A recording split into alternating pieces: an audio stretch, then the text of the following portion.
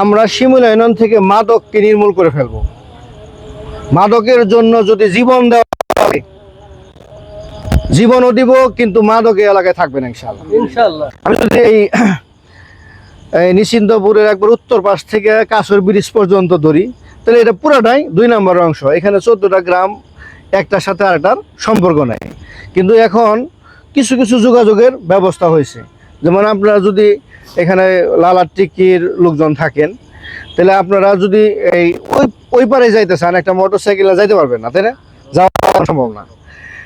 অথবা লালাটিকি সরকারি প্রাথমিক বিদ্যালয়ে একটা ছেলে পড়ে, যার বাড়ি ওই যে আপনার খালপাড় অথবা তাঁতিপাড়া অথবা আপনার ছোট ঋষিপাড়া, আমি যে পাড়ায় বলি, তাহলে ওই পাড়ায় থাকলে এই পাড়া আসাটা তার জন্য অনেক কষ্টকর। তাহলে এই কষ্টকরটা এখানে তো প্রতিনিধি ছিল না ভাই? আমাদের স্বাধীনতা সংগ্রাম হয়েছে 54 বছর। এই 54 বছরের মধ্যে আমরা ধরে নিলাম এই মোটামুটি এই আপনার 5 বছর করে 11 বার চেয়ারম্যান প্রার্থী নির্বাচিত হয়েছে। এই 11 বার চেয়ারম্যান প্রার্থী, তারা তো সমাজের জন্য কিছু না কিছু কাজ করছে। কিন্তু এটা ঢাকা জেলার একটা, ভাই কথাগুলো বলতেছিল যে ঢাকা জেলার একটা ইউনিয়ন, তারপরেও যথোপযুক্ত কাজ নাই। আজকেও একটা রাস্তায় আমরা রাবিশ ফেলাইছি সকালে, সেই রাস্তাটা দিয়ে ওইখানে 2টা মাদ্রাসা, একটা সরকারি প্রাথমিক বিদ্যালয়, সেখানে প্রায় আপনার 1200-1300 স্টুডেন্ট দৈনিক যাতায়াত করে। এতটাই শিক্ষার্থী যেখানে যাতায়াত করে, সেখানে আপনি ভিডিও দেখবেন যে পিচ্ছিল রাস্তার মধ্যে পড়ে যায়, যাওয়া যায় না, এমনি হাঁটলেও চলাফেরার উপায় নেই, সাবানের মতো পিচ্ছিল মাটি। তাহলে এখন এইখানে কাজ কেন হইল না? কাজের বরাদ্দ তো না হয় নাই। আপনার প্রত্যেক বাজেটে দেখবেন যে প্রত্যেকটাই যে আমরা প্রত্যেক মাসে, আমি যত জানি প্রত্যেক মাসে হয়, এটা এই 1% যে এটা প্রায় 1 কোটি টাকার মতো আসে। তাহলে এই 1 কোটি টাকা তো আপনার 9টা ওয়ার্ডে সমান ভাগে ভাগ হওয়ার কথা। কাজ কো? আচ্ছা, আমরা ধরলাম প্রত্যেক মাসে হয় না, 2 মাসে বা 3 মাসে, 5 বছরে 5 বারই হইল। তাহলে এই কাজগুলো তো আমরা সচরাচর দেখি না। শুধুমাত্র 1%, এখানে টিআর আছে, কাবিখা আছে, কাবিটা আছে, অনেকগুলো প্রজেক্টেরই কাজ আছে। আপনি পিআইও কাজ দেখে না? দেখে। উপজেলা আপনার এলজিডি কাজ দেখে, কিন্তু তারপরও আমাদের এখানে এই অবস্থা কেন?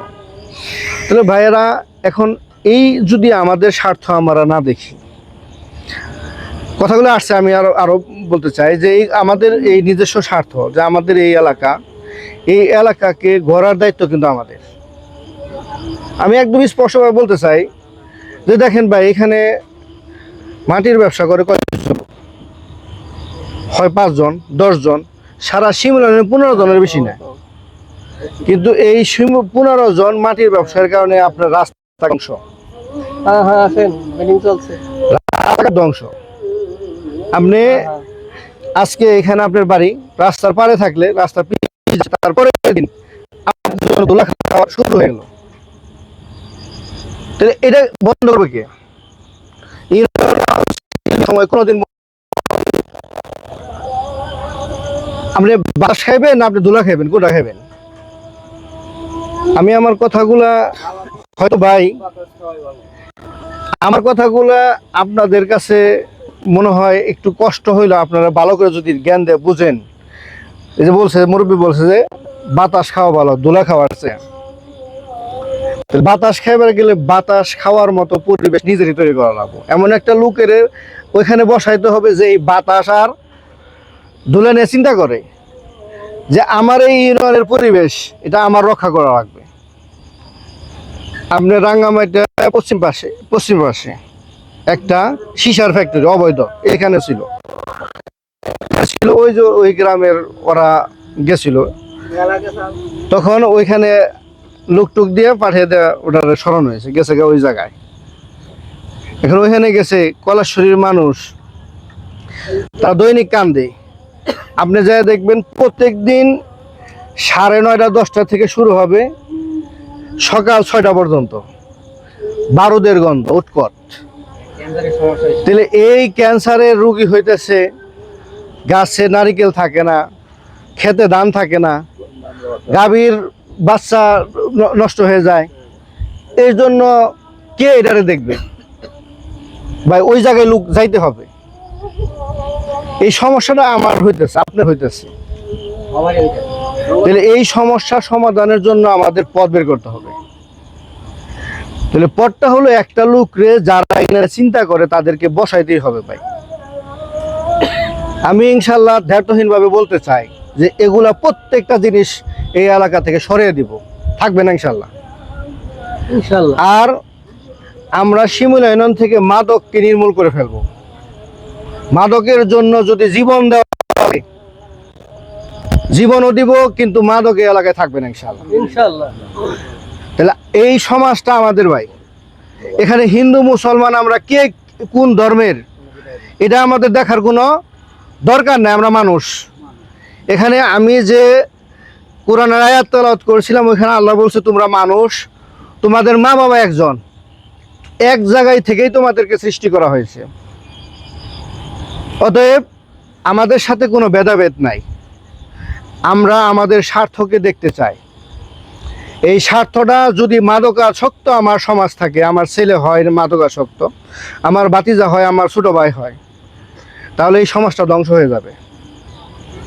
মনুষ্য সমাজ যেটা থাকবে না। মাদকের টাকার জন্য নিজের মাকে বাবাকে হত্যা করছে, এমন ঘটনা ঘটছে না? এমন করছে নিজের একটা কন্যা, মা বাবারে দুইজনের অচেতন জবাই করছে। তাহলে আমরা ওই পরিবেশ থেকে আমাদের সমাজকে